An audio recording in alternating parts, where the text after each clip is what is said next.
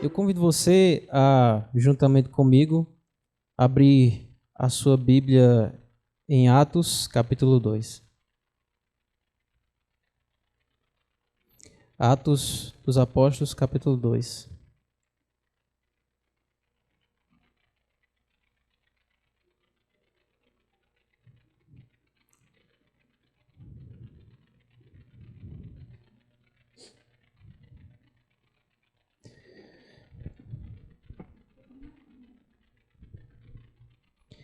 Atos, capítulo 2, a partir do versículo 42.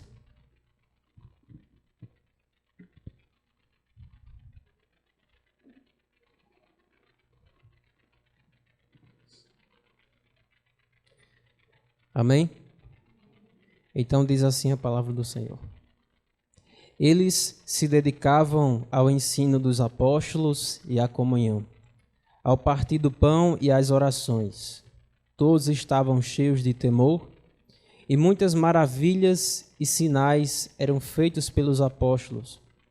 Os que criam mantinham-se unidos e tinham tudo em comum, vendendo suas propriedades e bens. Distribuíam a cada um conforme a sua necessidade. Todos os dias continuavam a reunir-se no pátio do templo. Partiam o pão em suas casas e juntos participavam das refeições com alegria e sinceridade de coração, louvando a Deus e tendo a simpatia de todo o povo. E o Senhor lhes acrescentava diariamente os que iam sendo salvos. Oremos. Senhor nosso Deus e nosso Pai, que a Tua santa palavra, por meio do Teu Espírito, possa ser ministrada aos nossos corações. Livra-nos, Senhor, das distrações que possam nos tirar a atenção, os pensamentos vazios, e toma a nossa mente e o nosso coração cativos e voltados a este momento, Pai. Fala conosco e que o Senhor possa ministrar através de mim. Em nome de Jesus.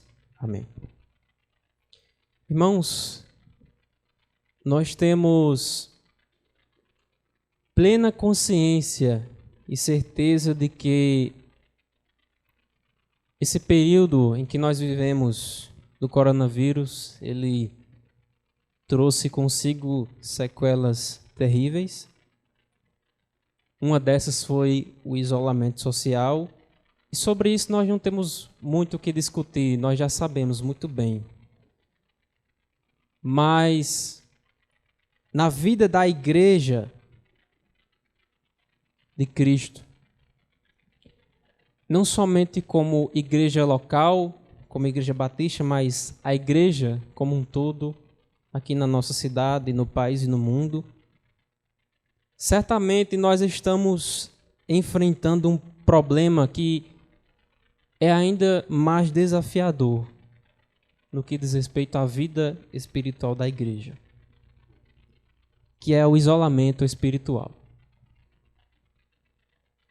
E quando eu falo isolamento espiritual, não me refiro apenas ao não congregar, porque passamos por um período onde não poderíamos nos reunir, e mesmo estando de portas abertas, alguns não congregam, tanto aqui como em outros lugares, têm deixado de congregar. Esse isolamento espiritual não diz respeito apenas à falta de congregar, mas diz respeito também ao isolamento da comunhão com Deus e da comunhão com o corpo, a Igreja de Cristo. Muitos cristãos, nesse período, estão acomodados, espiritualmente falando,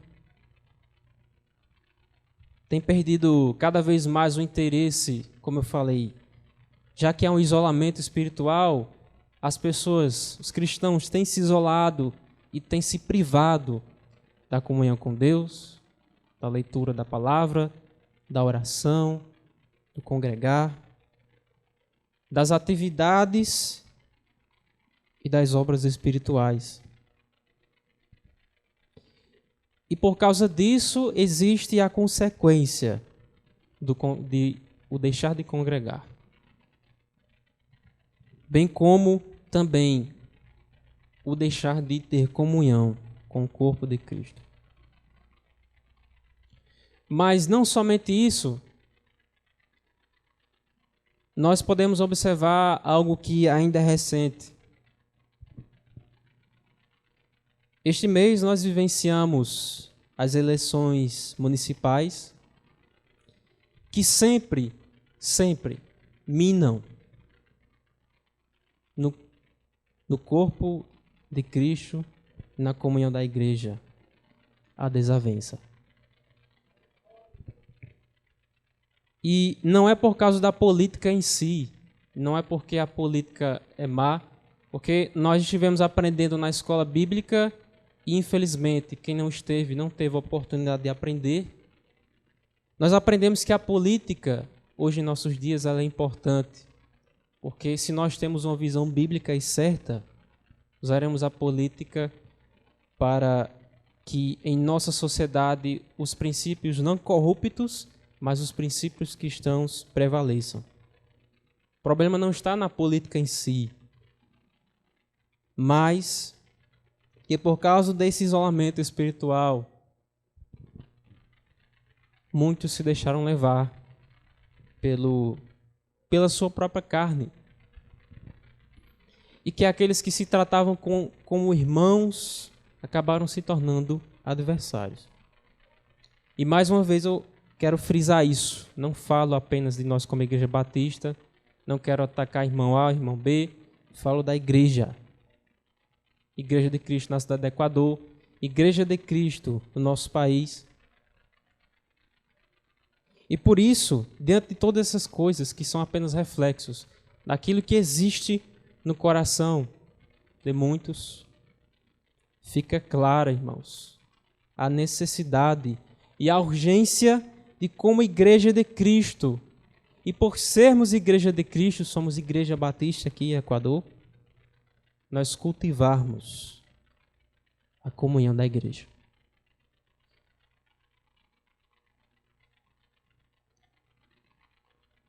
Em nossos dias, irmãos, é tempo de nós deixarmos de lado todas essas complicações não no que diz respeito somente de um para com o outro, mas de si próprio, daquilo que você mesmo, daquilo que eu mesmo faço a minha vida espiritual, que me traz problemas. E nos fortalecermos juntos como igreja, pois somos um povo só. É tempo de deixarmos de lado o comodismo e o relaxamento, a falta de compromisso, até mesmo o medo, porque muitos têm tido o medo de voltar ao congregar, voltar a cultivar a sua comunhão, deixar de lado as ansiedades, porque lembremos que a palavra do Senhor nos orienta que venhamos a colocar diante de Deus as ansiedades do nosso coração. A falta de oração e meditação da palavra, qualquer desavença, a falta de disposição no congregar e no servir. É tempo de deixar o isolamento espiritual e nos dedicarmos à comunhão da igreja de Cristo.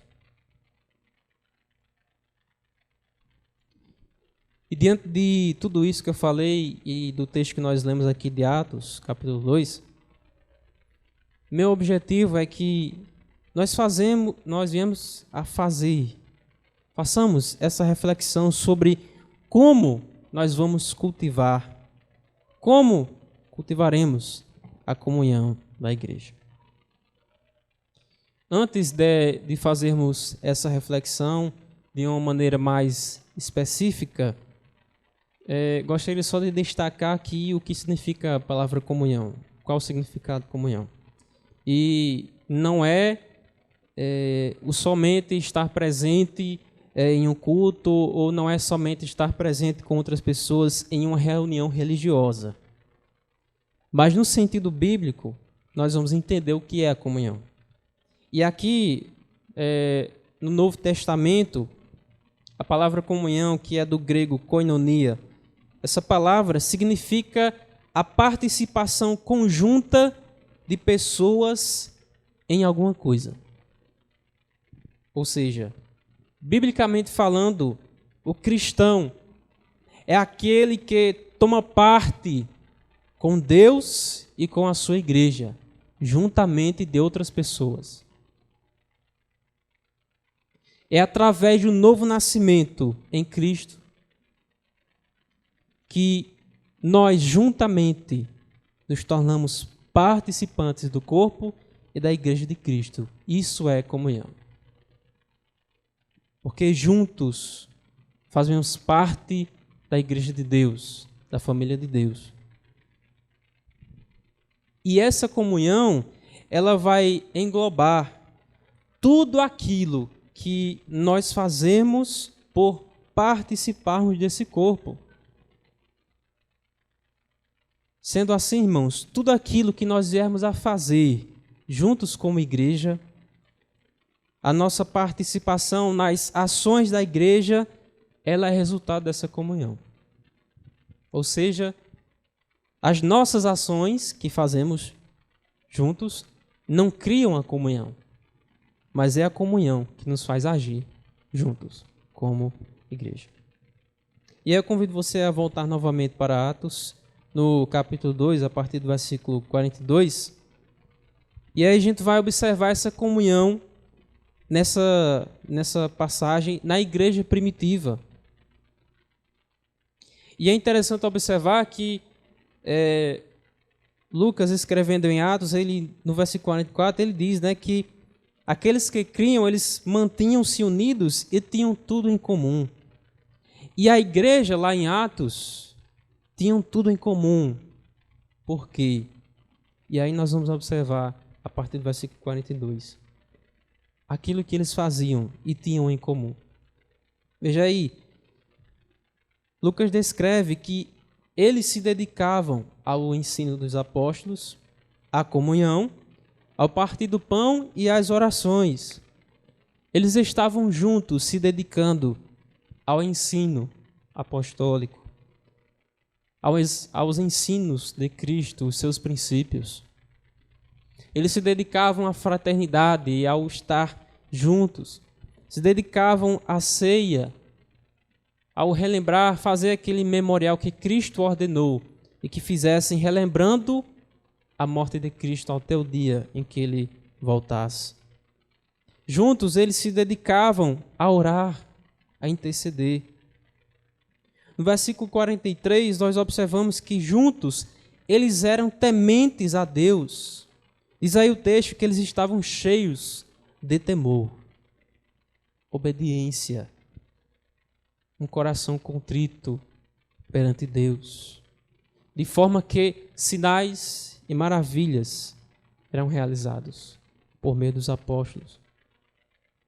No versículo 44, essa igreja, juntos eles se mantinham unidos, ou seja, eles não tinham divergências, eles não tinham intrigas, eles eram uma unidade. Eles se mantinham unidos e tinham tudo em comum. Essa palavra ter tudo em comum também é um dos significados da comunhão. Porque quando se tem comunhão, você tem parte com outra pessoa, você tem tudo em comum com ela. É por isso que a palavra do Senhor nos ensina que o crente não tem comunhão com as trevas. A luz não tem comunhão com a luz. Porque se estamos em Deus, a nossa comunhão, nós temos tudo em comum com Deus. Mas o que tem tudo em comum daquele que segue os princípios de Deus com as coisas do mundo, com os desejos da carne, com o pecado? No versículo 45, aqueles irmãos juntos se dedicavam a sustentar a própria igreja.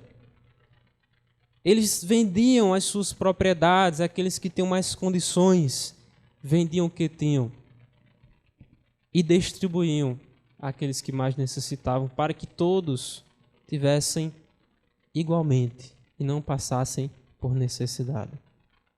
Eles sustentavam a própria igreja, os seus. Juntos, no versículo 46, se reuniam para o culto e celebração a Deus de uma maneira sincera. Todos os dias, irmãos. Isso aqui é fantástico, né? Porque hoje em dia, claro que a gente não vai forçar ninguém, a gente não vai fazer o culto todos os dias, mas eles se reuniam todos os dias no pátio do templo, naquela época. E não só no templo, eles se reuniam em suas casas, comiam juntos, participavam dessa comunhão, dessa unidade, e aqui o texto diz que era com alegria e sinceridade de coração. E quantas vezes não estamos num culto de domingo apenas uma vez na semana, sem nem alegria, sem nem sinceridade. Chegamos aqui apenas com os pés sendo arrastados e pela misericórdia, como a gente diz. Eles prestavam um culto, versículo 47. Prestavam um culto que era digno e espalhavam o evangelho por toda parte. Vejam que eles estavam louvando a Deus e tendo a simpatia de todo o povo. E o Senhor lhes acrescentava diariamente os que iam sendo salvos. E quando o texto diz que o Senhor lhes acrescentava, não é porque eles estavam apenas parados num lugar só, esperando o povo chegar, não, mas é porque eles estavam testemunhando do evangelho de Cristo Jesus. E aqui, nesse trecho que nós vemos, do versículo 42 ao 47, nós observamos essas atitudes que são resultado da comunhão da igreja. Essas ações que eles praticavam, a dedicação ao ensino, à oração, a dedicação à fraternidade, ao temor a Deus, à unidade, ao sustento e ao culto e adoração a Deus de maneira sincera. Mas também eu gostaria de não só essas atitudes, mas para que possamos fazer essa reflexão sobre como cultivarmos a comunhão da igreja, não só nos baseando nessas ações e nos espelhando nelas, gostaria também de destacar algumas atitudes bíblicas que podemos tomar para também cultivarmos a unidade, a comunhão da igreja. E eu só gostaria de dizer que eu não vou destacar aqui em ordem de importância, tá? Vou apenas citar, vou apenas falar. Todas são igualmente importantes. Vá lá para Hebreus capítulo 10, versículo 25.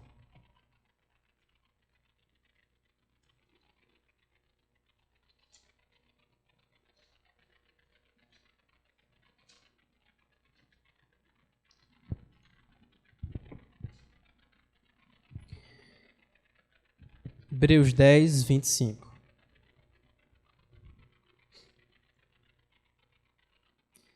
Não deixemos de reunir-nos como igreja, segundo o costume de alguns, mas procuremos encorajar-nos uns aos outros, ainda mais quando vocês veem que se aproxima o dia.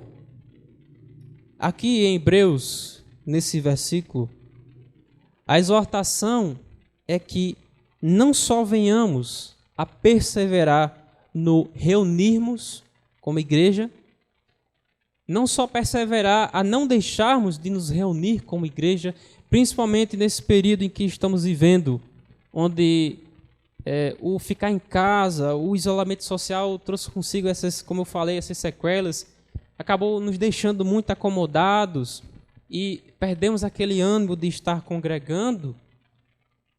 Mas aqui também existe o encorajamento que devemos fazer a outros irmãos. O texto aí diz, né? Não deixemos de congregar, não deixemos de nos reunir como igreja, mas procuremos encorajar uns aos outros. E aqui, irmãos, que fique bem claro que esse encorajamento não é um julgamento, não é uma acusação. Não é você estar passando na rua e ver o irmão que não está vindo dizer: irmão, você não está vindo para a igreja por quê? E aí o povo vai ficar olhando e ele vai ficar com vergonha. Não é assim. O encorajar bíblico é estarmos juntos, falando,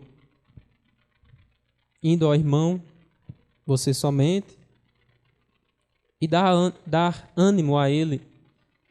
Diz, olha, irmão, a palavra diz assim, que nós devemos congregar, então não deixe de congregar.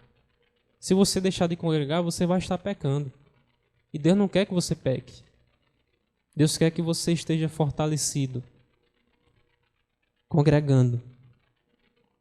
O encorajamento bíblico é assim, darmos ânimo, é interceder pela vida daquele que necessita do encorajamento. E assim nós vamos fazer as coisas com sabedoria e não de maneira tola.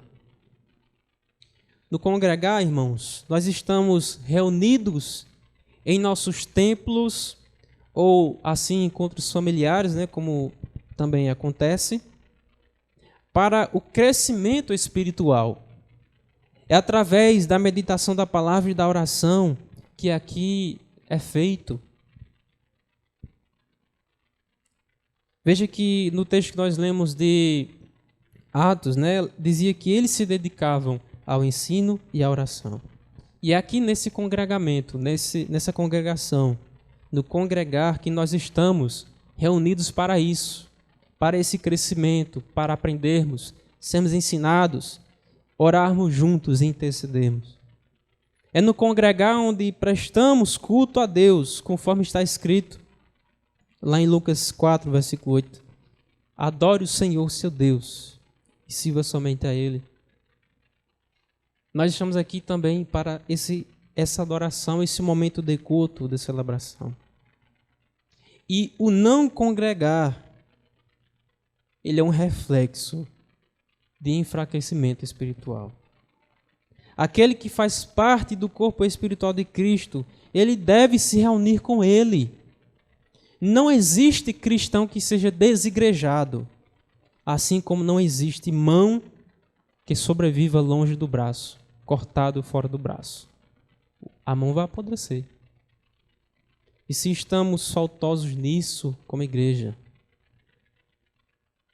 isso pode acontecer conosco. Outra atitude que devemos cultivar como igreja para a nossa comunhão é o servir. E eu convido você a ir comigo para João capítulo 13.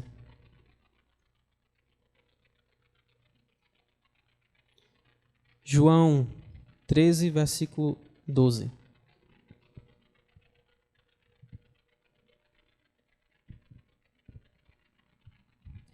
E o servir aqui é o servir uns aos outros. João 13, versículo 12. Que diz: Quando terminou de lavar-lhes os pés, Jesus tornou a vestir sua capa e voltou ao seu lugar. Então lhes perguntou: Vocês entendem o que eu lhes fiz? O que eu lhes fiz? Vocês me chamam mestre e senhor, e com razão, pois eu sou. Pois bem, se eu, sendo senhor e mestre de vocês, lavei-lhes os pés, vocês também devem lavar os pés uns dos outros. Eu lhes dei o exemplo, para que vocês façam como lhes fiz. E aqui, esse cenário é aquele cenário onde Jesus estava reunido com os seus discípulos, e ele assim, reunido com eles, tomou ali a bacia com água, uma toalha que amarrou sobre a sua cintura e foi lavar os pés de seus discípulos. E Jesus disse: olha, eu sendo mestre e sendo Senhor, tive a atitude de lavar-lhes os pés. Ou seja, Jesus quis ensinar a humildade e o serviço que devemos prestar uns aos outros. Porque ele, sendo Deus, sendo Senhor, teve a atitude de servir. E nos deu exemplo para que viéssemos a servir também uns aos outros. E era muito comum, né, até um cenário que ocorreu entre os apóstolos, onde eles queriam às vezes competir entre eles para ver quem deles era o maior. Mas Jesus quis ensinar que eles deveriam servir. E maior é aquele que serve, maior é aquele que humilha-se a si mesmo. Filipenses capítulo 2, versículo 3 e 4 diz: não façam nada por ambição egoísta ou por vaidade, mas humildemente considerem os outros superiores a vocês mesmos. Cada um cuide não somente dos seus interesses, mas também dos interesses dos outros. E aqui é interessante, irmãos, porque talvez a gente tenha o seguinte sentimento em nosso coração. Sabe qual? Irmão, você tem que me servir. Irmão, você tem que me procurar. Você tem que falar comigo depois do culto. Você tem que ir na minha casa. Mas sabe o que é que a Bíblia nos ensina? Eu tenho que servir. Eu tenho que te procurar depois do culto. Eu tenho que te servir.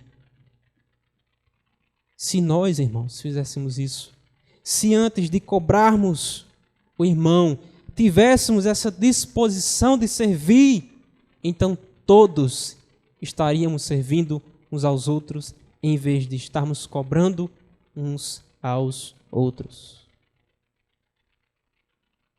Estaríamos mutuamente fazendo a mesma coisa.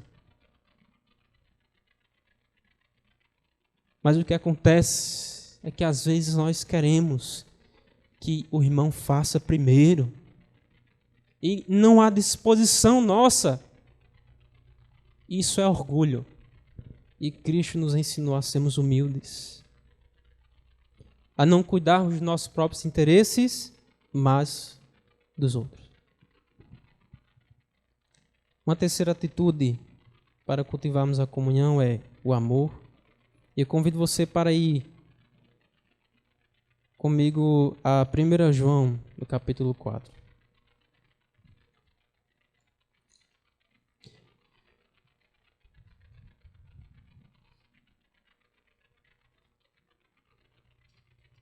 Primeira João, capítulo 4, a partir do versículo 7.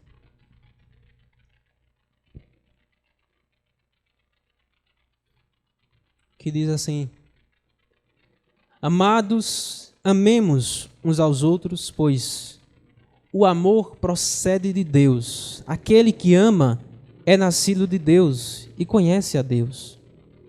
Quem não ama não conhece a Deus, porque Deus é amor. Agora vá para o versículo 20. Se alguém afirmar, eu amo a Deus, mas odiar seu irmão, é mentiroso. Pois quem não ama seu irmão a quem vê, não pode amar a Deus a quem não vê. Ele nos deu este mandamento: quem ama a Deus, ame também o seu irmão. E que nós, nessa expectativa de cultivarmos a comunhão da igreja, é necessário estarmos também cultivando o amor. Sabemos que por nascermos de novo, por sermos nova criatura, nós temos a capacidade de amar. Aquele que não conhece a Deus não é capaz de amar genuinamente. É por isso que o mundo não é capaz de amar genuinamente. Porque Deus é amor. E se Deus é amor, só somos capazes de amar se assim recebermos o amor de Deus. Se assim estivermos no amor de Deus. E a palavra dele é clara em dizer que se nós afirmarmos que amamos a Deus, mas sentimos ódio, se sentimos rancor contra o nosso irmão, aquele que faz parte do corpo de Cristo, nós estamos mentindo. Porque como seremos capazes de amar a Deus a quem não podemos enxergar com os olhos e não amar aquele que está do nosso lado nas reuniões, nos cultos? Por isso, esse é o mandamento maior, que venhamos amar. E ainda sobre amor, 1 Coríntios, no capítulo 13, ele descreve muito bem as características do amor. O apóstolo Paulo, ele vai dizer o seguinte, a partir do versículo 4 de 1 Coríntios 13. Ele descreve o amor da seguinte maneira: o amor, ele é paciente, ele é bondoso, ele não inveja, não se vangloria, não se orgulha, não maltrata, não procura seus interesses, não se ira facilmente, não guarda rancor. O amor não se alegra com a injustiça, mas se alegra com a verdade. Tudo sofre, tudo crê, tudo espera e tudo suporta. E aqui eu não tenho muito o que explicar, porque a própria palavra, ela detalha o que o amor é. As suas características daquilo que o amor é. E de como devemos proceder no amor. Outra atitude para cultivarmos a comunhão da igreja. Vá para Efésios capítulo 4. A partir do versículo 1.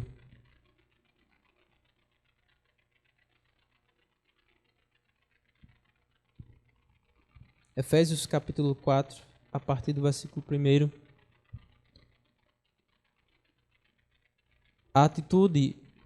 Outra atitude para nós estarmos cultivando a comunhão da igreja é a união. Veja aí comigo a partir do versículo 1. Como prisioneiros no Senhor, rogo-lhes que vivam de maneira digna da vocação que receberam. Sejam completamente humildes e dóceis, e sejam pacientes, suportando uns aos outros com amor. Façam todo o esforço para conservar a unidade do Espírito pelo vínculo da paz. Há um só corpo e um só Espírito, assim como a esperança para a qual vocês foram chamados é uma só. Há um só Senhor, uma só fé, um só batismo, um só Pai, um só Deus e Pai de todos, que é sobre todos, por meio de todos e em todos. Vejamos, irmãos, que o apóstolo ele nos orienta e que venhamos a fazer todo o esforço para que venhamos a conservar a unidade do Espírito. A unidade que nós temos como igreja mediante o Espírito pelo vínculo da paz. Ele vai dizer aqui que existe apenas um corpo, existe apenas uma igreja. E sobre essa igreja existe apenas um Espírito, um Senhor, uma fé, um só batismo, um só Deus e Pai. E se nós somos partes dessa unidade, não devemos ter separatismos em nosso meio. Não deve haver partidos em nosso meio. Não deve haver lado direito nem lado esquerdo. Não deve haver raça, não deve haver preconceitos, não deve haver nada que implique em separação, que implique em desavença. Somente a união, somente um modo de pensar, somente um modo de agir, somente uma forma de viver. E o apóstolo Paulo, no versículo 1 desse capítulo 4, ele diz, que vivam de maneira digna da vocação que receberam. Devemos viver de maneira digna, por sermos um só, por sermos parte dessa unidade. Devemos viver em união. Outra atitude, e já estou perto do fim, certo? Ainda em Efésios, no capítulo 4, vá para o versículo 29.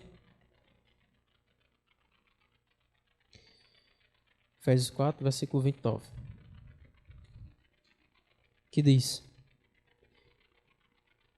nenhuma palavra torpe saia da boca de vocês, mas apenas a que for útil para edificar os outros, conforme a necessidade, para que conceda graça aos que a ouvem. Não entristeçam o Espírito Santo de Deus, com o qual vocês foram selados para o dia da redenção. Livrem-se de toda amargura, indignação, ira, gritaria e calúnia, bem como de toda maldade. Sejam bondosos e compassivos uns para com os outros, perdoando-se mutuamente, assim como Deus os perdoou em Cristo. Essa outra atitude para que venhamos a cultivar a comunhão da igreja é o perdão. Veja a orientação que nós recebemos da palavra do Senhor. Para que não haja em nosso meio a calúnia. Sim, irmãos. Não é porque a calúnia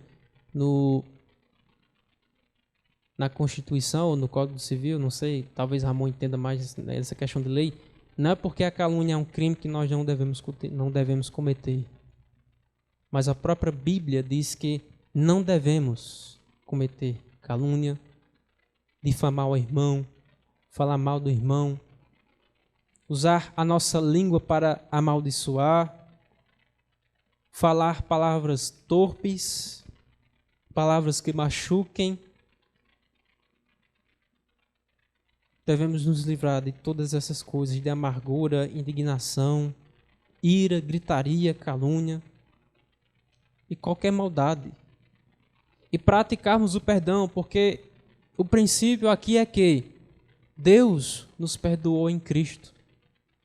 Lembra lá da parábola que Jesus contou de um certo rei que tinha um servo que lhe devia muito dinheiro. E aquele servo não tinha como pagar aquele rei. E o rei foi e perdoou a sua dívida. E o que aconteceu depois foi que aquele servo tinha outro servo que também lhe devia. E ele mandou que batessem naquele servo que devia. O rei ficou sabendo e o trouxe e disse: por que você não perdoou a dívida do seu servo como eu te fiz? Assim também, irmãos, se nós não estamos dispostos a perdoar por recebermos o perdão de Deus, como vamos expressar que nascemos de novo e que recebemos de fato o perdão de Deus? Se somos perdoados pelo Senhor assim, devemos praticar o perdão, porque o nosso pecado, o pecado da humanidade, não poderia ter sido pago jamais por mim e por você. Ele nos perdoou de graça, pelo sacrifício de Cristo Jesus. Quem somos nós, eu e você, para que venhamos a negar esse perdão que nos é mandamento?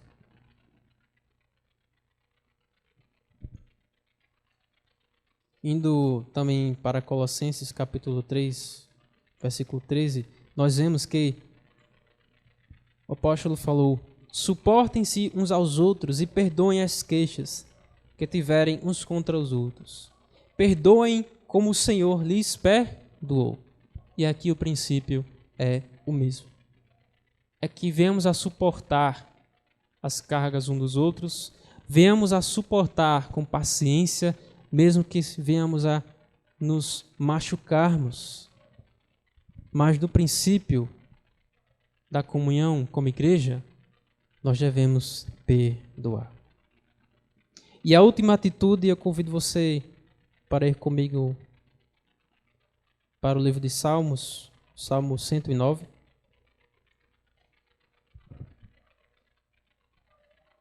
Salmo 109.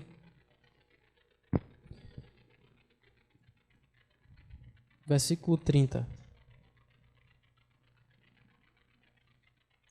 A última atitude para estarmos assim cultivando a comunhão da igreja é a adoração a Deus.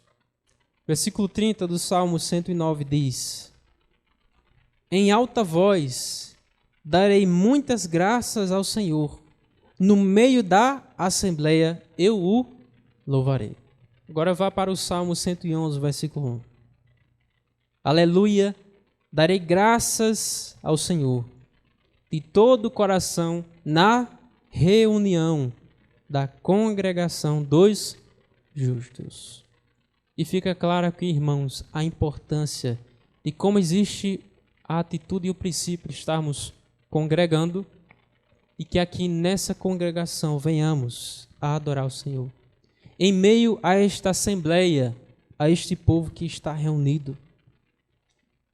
Darmos graças ao Senhor, rendermos assim a adoração devida ao nome dEle, reconhecendo as suas grandes obras, reconhecendo aquilo que Deus tem feito nas nossas vidas. Por isso, estamos aqui também, cultivando a comunhão em adoração. São essas atitudes, queridos, que complementam, e existem várias outras em toda a Bíblia, mas que complementam também e nos ajudam a refletir sobre a comunhão que a igreja no princípio tinha e a comunhão que nós devemos ter hoje. E aqui fica a seguinte reflexão para todos nós, para toda a igreja de Cristo, onde quer que ela se encontre. Por que, irmãos, nós não somos parecidos com aquela igreja de Atos? E quando eu falo parecidos, não é na nossa identidade, porque sim, nós somos a mesma igreja que aqueles irmãos eram. Nós somos o mesmo povo resgatado, o mesmo povo salvo, o mesmo povo santo, o mesmo povo justo. Mas por que a cada dia que se passa a igreja de Cristo na terra se parece menos com aquela igreja lá em Atos? Se nós somos os mesmos participantes que eles da igreja, se nós somos esse mesmo povo resgatado, por que a cada dia que se passa muitos têm se parecido mais com os incrédulos do que com os espelhos bíblicos que nós encontramos na Bíblia? E fica aqui essa reflexão, para que venhamos, como eu falei, deixar de lado o isolamento espiritual, deixarmos de lado aquilo que estava nos isolando, nos privando de cultivarmos a comunhão com Deus e com a sua igreja. E semelhantemente ao que está escrito na palavra, cultivarmos a comunhão tal qual Deus deseja de nós. Amém? E eu gostaria que nós fizéssemos uma oração toda especial nesse momento. Você possa baixar a sua cabeça e, diante dessa oração, se colocar diante de Deus de maneira pessoal e também colocar diante de Deus não só você pessoalmente, mas colocar diante de Deus a igreja dele. Nós como Igreja Batista, como Igreja de Cristo, aqui nessa terra. Vamos orar. Senhor nosso Deus, como é bom, Senhor, poder estarmos juntos aqui nesta noite. Como é bom, Deus, saber que fomos resgatados com o altíssimo preço, Senhor. Preço que jamais poderia ser pago pela humanidade. Preço que jamais homem nenhum poderia pagar. A nossa dívida, Senhor, era infinita, extensa. E ainda assim, o Senhor nos providenciou a salvação. O Senhor nos providenciou a Cristo para que Ele pudesse morrer naquela cruz, carregando os nossos fardos, Senhor. E diante daquele sacrifício nos foi aberta a porta, o caminho para o Senhor, para a reconciliação, para a salvação, ó Deus. E nós cremos. E um dia em nosso coração o Senhor manifestou aquela salvação em nós. De forma que nos tornamos participantes, Senhor, do corpo de Cristo, da igreja espiritual. Mas sabemos que onde existe gente, pessoas, ainda existe a natureza humana, Senhor. Porque nós somos igrejas, fomos justificados pelo Senhor, mas ainda somos imperfeitos, humanamente falando, Deus. Ainda somos suscetíveis ao pecado. Ainda somos suscetíveis a em nosso coração guardarmos rancor. Ainda somos suscetíveis a em nosso coração pecarmos uns contra os outros e contra Ti, ó Pai. Mas que através dessa oração o Senhor possa ouvir o clamor que fazemos e tomar a vida de cada um aqui nessa noite. Tomar a vida de todos nós que nos colocamos diante de Ti, clamando por misericórdia e por perdão, Senhor. Para que venhamos a guardar a unidade do Espírito pelo vínculo da paz. Para que venhamos a cultivar o amor, o perdão, Senhor. Para que venhamos a servir uns aos outros, todos juntamente. Para que venhamos a nos colocar à disposição de estar congregando, Senhor. Deixarmos o comodismo de lado. Nós sabemos que nós temos muitos compromissos, Pai, mas nos ajuda a vencer aqueles compromissos que têm nos impedido, talvez, de congregar. Nos ajuda a ter ânimo mesmo depois de um dia de trabalho cansativo. Mesmo com o coração cansado, cheio de fardo, Senhor. Toma os nossos fardos, pois o Teu fardo é leve. Vem derramar sobre a Tua igreja nesses últimos dias, Senhor, a graça para que não nos afastemos daquilo que o Senhor deseja. Porque de fato os nossos dias são os últimos e o Senhor já está às portas. Sim, Deus. Assim como está escrito lá em Hebreus, que não deixemos de nos reunir, ainda mais que se aproxima o dia. Ó Pai, ensina-nos como igreja a estarmos nos guardando de todo mal, de todo empecilho ou obra que venha minar no coração da igreja toda maldade, toda inimizade, a falta de disposição para servir a Ti e a igreja. É o clamor que fazemos diante de Ti, Senhor. É a nossa oração, ó Pai. É o nosso desejo. E que o Senhor nos conceda graça. E que o Senhor nos conceda misericórdia. E nós te agradecemos por tudo.